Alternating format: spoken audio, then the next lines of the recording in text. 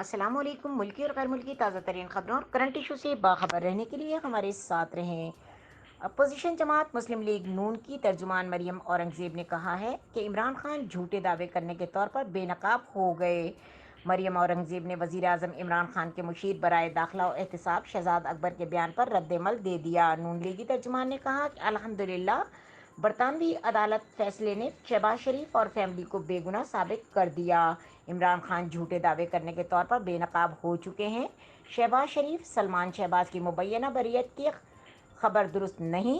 शहजाद अकबर उन्होंने कहा कि इमरान खान ने शहबाज शरीफ पर करप्शन मनी लॉन्ड्रिंग की तकलीफ दावे किए। मरियम औरंगजेब ने मजीद कहा कि नेशनल क्राइम एजेंसी NCA ने 21 माह की 20 साल के अरसे की आलमी तफ्तीश की। इमरान खान झूठे दावे करने के तौर पर बेनकाब हो चुके हैं।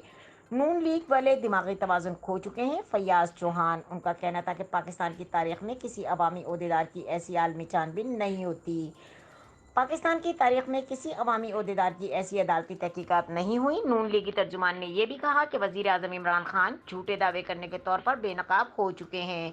इमरान खान झूठे दावे करने के तौर पर बेनकाब हुए। मरियम औरंगजेब नून लीग मुल्क का मुस्तकबिल हम वक्त बदलता देख रहे हैं। मरियम नवाज उन्होंने कहा कि इमरान खान ईमानदार अवामी ओहदेदारों के किरदार कशी करने वालों के तौर पर बेनकाब हुए हैं। मजीद खबरों और अपडेट के लिए देखते रहें के न्यूज़ चैनल इंटरनेशनल।